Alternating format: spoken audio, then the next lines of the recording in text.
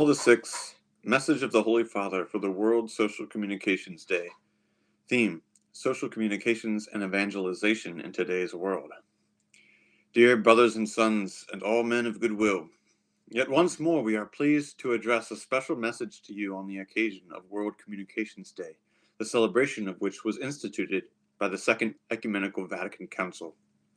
The importance of the instruments of social communication in the structure of society today goes on steadily increasing, as likewise does their influence on the shaping of human relations.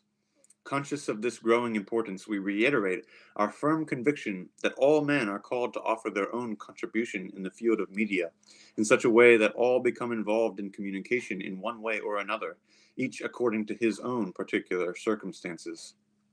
The manner of this involvement can take the most varied forms, ranging from direct intervention in programming and production to the making of responsible choices concerning what one will watch or listen to. And again, each must make his own informed decision whether to accept wholly or only with some reserve each particular message which he receives from the social communications media.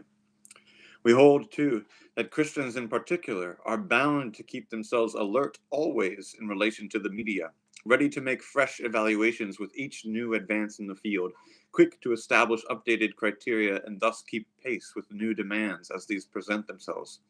This day, now being celebrated for the 8th successive year, is intended to promote and to accomplish precisely this. It is a pause for reflection on the mass media, this extraordinary modern phenomenon. It is a moment for reevaluation, for determining attitudes. On this year's World Day, we invite you to reflect with us on social communications and evangelization in today's world, a theme which suitably coincides with the study conducted in the various countries in preparation for the coming assembly of the Synod of Bishops. If the Church, we said in our encyclical letter Ecclesiam Suam, is truly conscious of what the Lord wishes her to be, there must arise in her an overflowing fullness and a compulsion to spread, with a clear advertence to a mission which transcends her, to an announcement that she must broadcast. The fulfillment of this duty is conditioned by the particular circumstances of each period in history, and thus it must in our time be carried out by means of the instruments of social communication. It would be difficult to suggest that Christ's command was being obeyed unless all the opportunities offered by the modern media to extend to vast numbers of people the announcement of the good news were being used. Evangelization is an integral part of the mission of the Church, sent by Christ into the world to preach the gospel to every creature. The Church carries out this duty above all in her liturgical life, but she is constrained to fulfill it also in all the ways and by all the means which are available to her to use as she abides among the people of each continent. On close reflection, it will be seen that the entire life of the Christian, insofar as it conforms to the gospel, is in a permanent situation of evangelization in the midst of the world. The Christian, living as he does amongst other men, sharing their anxieties, sharing the world's suffering, engaging himself in matters of temporal development, himself always there among the currents of human search, idea, debate, and exchange. He bears his evangelical witness, he makes his contribution, the contribution of a Christian leaven, a Christian influence within.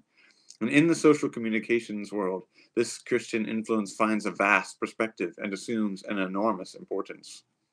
There are many urgent necessities which vie for our attention in this context.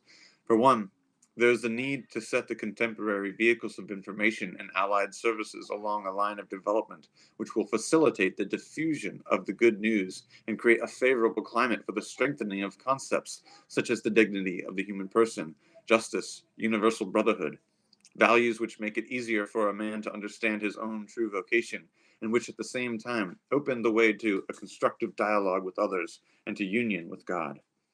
Then there is the search for new and improved methods of apostolate, which apply the new audiovisual and related instruments to catechesis, to educational work in many forms, to the presentation of the Church's life, of her liturgy, her aims, her difficulties, but above all to the witness of faith and charity which animates and ever renews her. Finally, Christians must consider how best to employ the instruments of social communication in order to reach countries, societies, and persons to whom the apostolate of the word cannot be brought directly because of particular situations, or scarcity of ministers, or because the Church is unable to exercise her mission freely.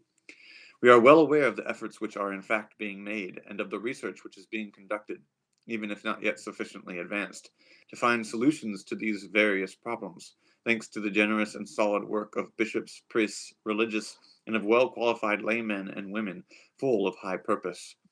We are following with careful attention the initiative of our Commission for Social Communications, of the Episcopal Commissions in the various countries of the world, of the International Catholic Organizations for Mass Media, and of Catholic professionals.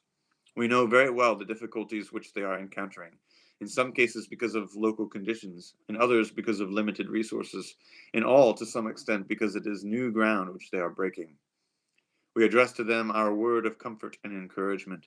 We address it to all men who are served by the instruments of social communication and helped towards the true advance of the human family and a better tomorrow in the world.